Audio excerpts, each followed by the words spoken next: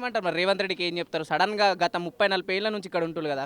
సడన్‌గా ఈరోజు వచ్చేసి మీరు ఇక్కడ నుంచి వెళ్ళిపోండి అని చెప్తున్నారు రేవంత్ రెడ్డి గారు. ఏం చెప్పదలుచుకున్నారు? రేవంత్ రెడ్డి మంచి పని చేస్తున్నారు. ఆ చెరువుల మీద హ్మ్. చెరువుల మీద ఎఫ్టీఎల్ మీద పెద్ద పెద్ద ల్యాండ్ మాఫియా వాళ్ళు ల్యాండ్ గ్రాప్ చేసి అమ్మేశారు. వాళ్ళకి చేస్తున్నారు, మంచి పని చేస్తారు. కానీ ఈ బీదోల్కి ఎందుకు ఇది హరాస్మెంట్? సరే నువ్వు మూసీ రివర్ క్లీన్ చేస్తావు, డెవలప్మెంట్ చేస్తావు. ప్రతి గవర్నమెంట్ మూసీ రివర్ కోసం గవర్నమెంట్ ఎక్కితేనే సీట్ వస్తేనే మూసీ రివర్ యాత్కం వస్తుంది. 1999లా చంద్రబాబు నాయుడు రూలింగ్లా నందనం ప్రాజెక్ట్ కింద ఈ మూసీ రివర్ ప్రాజెక్ట్ వచ్చింది. దానికి అది కూడా అప్పుడు కూడా కోఆపరేట్ చేసినాం ఇలా బీదోలు. సరే పోనీ మూసీ రివర్ రోడ్ వస్తుంది 100 ఫీట్ రోడ్. ఈ రేవంత్ రెడ్డి వచ్చి కొత్తగా వచ్చి ఎఫ్టీఎల్ దాని తర్వాత బఫర్ జోన్ అంటుండ్రు. దేనికి బఫర్ జోన్ అంటే డెవలప్మెంట్ ఈ ఉపాధి పోతుంది కదా వీళ్ళది బీదోల్ది. మీకు ఇప్పటివరకు అటు గవర్నమెంట్ నుంచి కానీ ఇటు అధికారుల నుంచి ఒక క్లారిటీ రాలేదు, ఇంకా మాట్లాడలేరా మీతో వచ్చి? ఇంకా ఇప్పుడు దాకా ఎవరు పెద్ద అధికారి రాలేడు. మరి ఇప్పుడు ఇంతమంది పోలీసులు ఇంతమంది అధికారులు వాళ్ళు వస్తున్నారు కదా, ఏంటి మరి? సబార్డినేట్ పడుతుంది తహసీల్ ఆఫీస్ నుంచి, ఎంసీఎస్ నుంచి, ఇరిగేషన్ డిపార్ట్మెంట్ నుంచి. మేము నోట్ చేసి పోతున్నాం.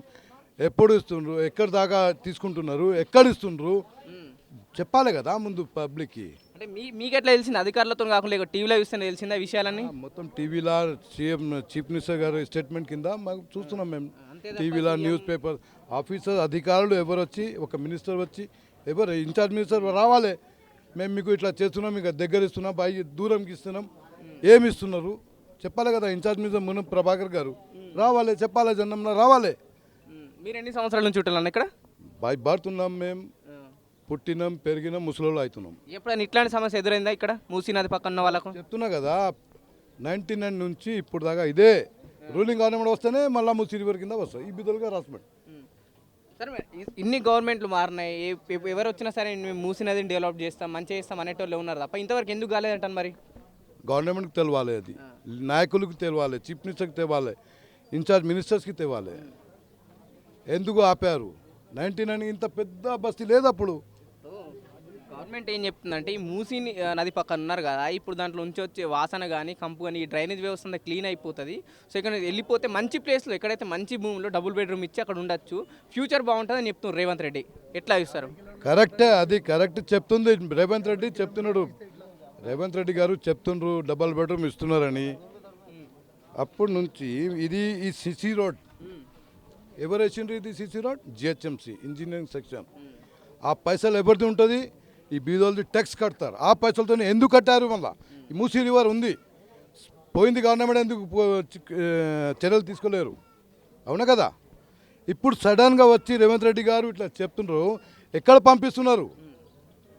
దగ్గరికి పంపిస్తే బీదోలు కడుపులో ఏం పెట్టుకోవాలి వాళ్ళు? అర్నింగ్ ఎక్కడి నుంచి చేయాలి వాళ్ళు? మీరు తీసుకుపోయి మహేశ్వరం పెడితే, ఇబ్రాహీంపట్నంలో పెడితే, 50 కిలోమీటర్ దాకా దూరం పెడితే బతుకులు ఎట్లా? వీళ్ళది బతుకులు అర్నింగ్ ఎట్లా చేయాలి? ఏమంటున్నాను అధికారులు ఏమంటారు ఇక్కడ మరి? అధికారి ఏమని అది అక్కడ 50 కిలోమీటర్ల తీసుకుపోతే పెట్టినే అక్కడ మర్డర్స్ అని ఏం చెప్పలే. అది చూపెట్టాలి అది ఇచ్చిన తర్వాత వేరే ఉన్నాయన్నమాట. ఫస్ట్ ఇప్పుడు పని ఇక్కడ చేస్తానే, ఇప్పుడు మనకి సర్వే చేస్తానే, ఇప్పుడు ఫస్ట్ మాకు జగా చూపెట్టాలి. జగా చూపెట్టిన తర్వాత మాకు నస్తే లేడు చూడాలి. అది తర్వాత మీరు ఎట్లా చూస్తారు హైడ్రా విషయాన్ని? ఎట్లా చూస్తారు పూర్తిగా? హైడ్రా మాకు నా తెలియలేదు. అది మేము ఇక్కడ ఉంటా, ఇక్కడనే పుట్టినే, ఇక్కడనే సస్తా. మా పిల్లలకి ఇక్కడనే స్కూల్, మా కాలేజ్ ఇక్కడనే ఉన్నాయి, మా శంషాన్ ఇక్కడనే ఉన్నాయి, సచిన పూట ఇక్కడనే పోయేది ఉన్నాయి. రంగనాథ్ గారు చాలా మంచి పని, చాలా డేరింగ్గా పని చేస్తున్నాడు. చేయాలి. ఎక్కడెక్కడ పెద్ద నాయకులది ఎందుకు ఆపారు? పెద్ద నాయకులది ఎందుకు ఆపారు? నోటీస్ ఇచ్చారు, ఆపేశారు. 6 months టైం. వాళ్ళు మళ్ళీ సుప్రీంకోర్టు పోతారు. ఏదైనా చెప్పి ఇష్టం తీసుకుంటారు. బీదోళ్ళకి డైరెక్ట్ అటాక్ చేసి బీదోళ్ళకి ఆపినికి ఎవరు లేరు. లీడర్ నాయకులు వస్తలేరు. ఎవరైతే ఓటు తీసుకుంటారు ఇదికి ఆపినికి ఎవరు వస్తలేరు. అలా ఒకవైపు ప్రభుత్వం ఏం చెప్తుందంటే ప్రస్తుతానికి నష్టం జరగచ్చు కానీ వచ్చే ముందు తరానికైతే బాగుంటుంది హైడ్రా వల్ల అని చెప్తున్నారు కదా.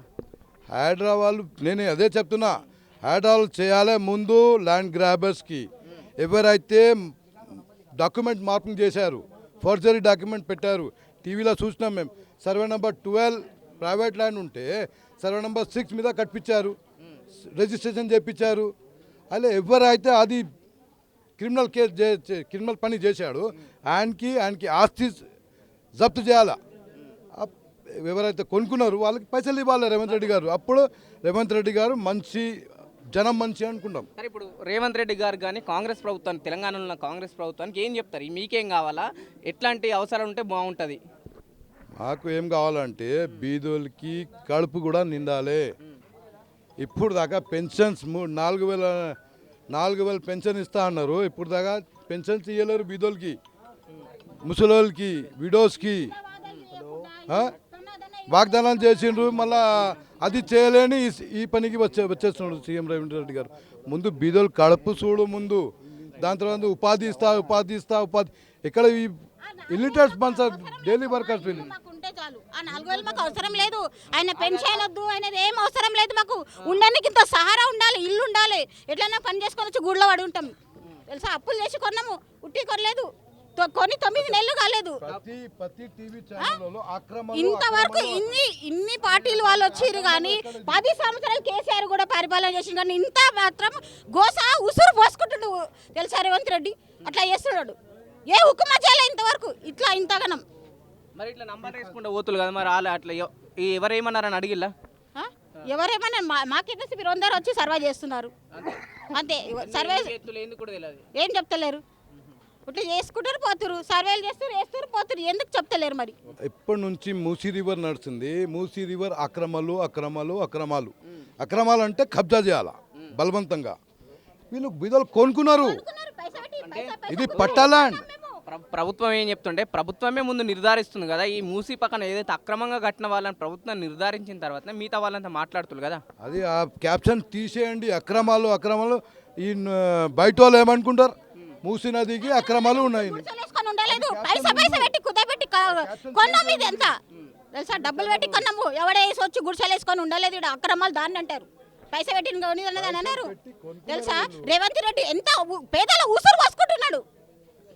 వాళ్ళు పిల్లలు తగలాలి అని వస్తురు వస్తున్నాయి. ప్రజలు చాలా ఆగ్రహంగా ఉన్నారు. ఏ ఒక్క అధికారి కూడా అయితే రేవంత్ రెడ్డి గారు పూర్తి స్థాయిలో ప్రకటించినా కూడా అధికారులు కానీ అటు అయితే నాయకులు కూడా వచ్చి వీళ్ళతో మాట్లాడిన పరిస్థితి కూడా కనిపిస్తలేదని అవి ఇక్కడ ఉన్న వాళ్ళు చెప్పడం జరుగుతుంది. ఇక్కడ ఏదైతే ప్రజల ఇండ్లను మనం చూస్తున్నాం, పూర్తి స్థాయిలో ఇంటికి ఇలాంటి ఒక గుర్తేసి ఇక్కడ నుంచి వాళ్ళు ఏదైతే కింది స్థాయి అధికారులు వచ్చి ఎంప్లాయీస్ ఇక్కడ గుర్తేసి వాళ్ళు వెళ్ళిపోవడం జరుగుతుంది తప్ప పూర్తిగా ఉన్నతాధికారులు కానీ రాజకీయ నాయకులు కూడా ఏ ఒక్కరు వచ్చి కూడా మీకు పూర్తి స్థాయిలో ఇన్ఫర్మేషన్ ఇవ్వాలని చెప్పేసి ఇక్కడ ఉన్న ప్రజలు ఆవేదన వ్యక్తం చేస్తున్నారు. మనం చూడొచ్చు పూర్తిగా ఎటు చూసిన పోలీస్ వ్యవస్థ ఇక్కడికి వచ్చి వీళ్ళ బందోబస్తున్నాను అది ప్రజలకు నోటీసులు ఇవ్వడం. నోటీసులు కూడా ఇంకా పూర్తి స్థాయిలో ఇవ్వలేరు, కేవలం ఇన్ఫర్మేషన్ చేశారు. మీరు ఇంకొన్ని రోజులతో ఇక్కడ నుంచి మీరు వెళ్ళిపోవాల్సి వస్తుంది, ఇల్లు ఊల్ చేయాల్సి వస్తుంది అని చెప్పేసి ఇక్కడ ఉన్న వాళ్ళకు చెప్పడం జరుగుతుంది అధికారులు.